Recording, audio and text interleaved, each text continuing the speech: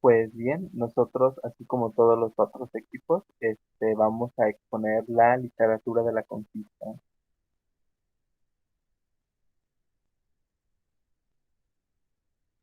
Esta literatura dio inicio en el siglo XV, aproximadamente en el año 1521 y se extendió 300 años, hasta la época de la Nueva España. El contexto histórico en el que se desarrolla esta literatura es de gran desigualdad, sobre todo porque había una comunidad muy amplia donde se integraba por esclavos, ya sea de indígenas, de personas africanas, y de mestizos y una pequeña y reducida sociedad que era de personas españolas y que eran ricas.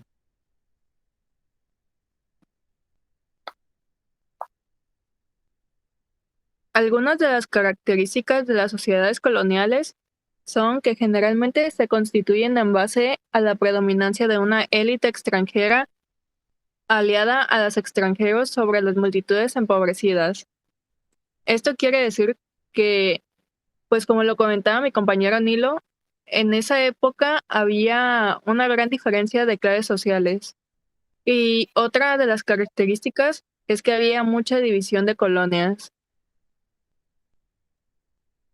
La literatura que se desarrolló en este periodo de la historia no va tanto hacia la narrativa, es sobre todo abocada a la descripción, teniendo textos como crónicas, donde se desarrollaban las descripciones de las nuevas tierras a las que se llegaban o de nuevas tradiciones y culturas que se observaban, diarios donde recopilaban información que les serviría para más tarde, poemas e historias épicas que enaltecían a españoles, conquistadores sobre todo, cartas que se mandaban entre los conquistadores y la corona, dramas, romances y coplas, que estos son un poco más de, de provienen más bien de un origen vulgo,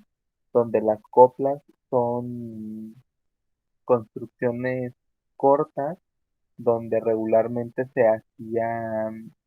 se mofaban de algunos generales o ese tipo de cosas.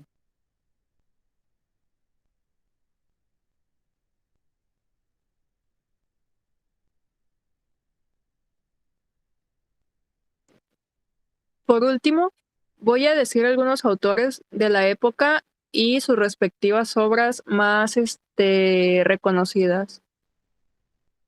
Cristóbal Colón con el Diario de Navegación, Hernán Cortés con Cartas de Relación, Gonzalo Fernández de Oviedo con Historia General y Natural de las Indias, y por último Bernal Díaz del Castillo con Historia Verdadera de la Conquista de Nueva España. Bueno, pues yo explicaré un poquito en qué consistían dos de las obras más conocidas.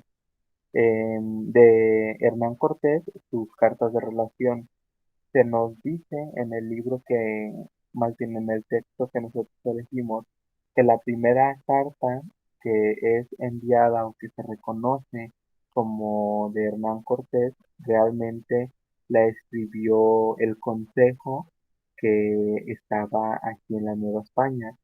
En la segunda carta se narra la epopeya de cómo Hernán Cortés y sus hombres llegan a Tenochtitlan.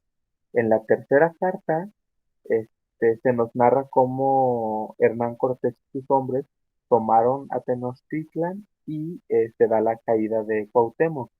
En la cuarta se relatan los viajes que se hicieron hacia el sur de México y en la quinta carta y última se nos narra cómo Hernán Cortés llega a Honduras y es traicionado por Cristóbal de Olid.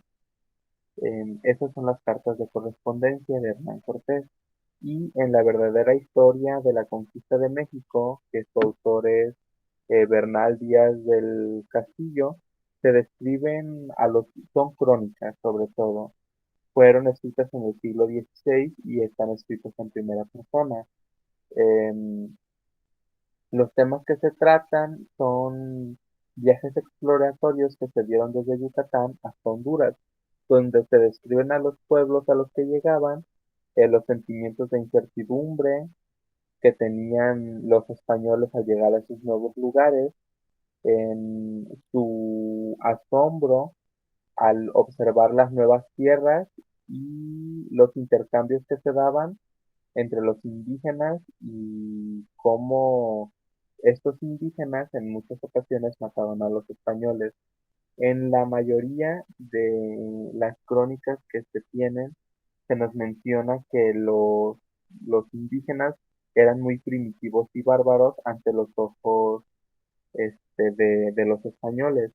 Otro, otro autor que se conoce mucho es Garcilaso de la Vega, donde él también nos narra algunas crónicas, sobre todo de relación entre españoles e indígenas. Em, si mal no recuerdo, son indígenas del Perú y se le conoce como el mestizo porque justamente sus crónicas mezclan el castellano antiguo y el quechua.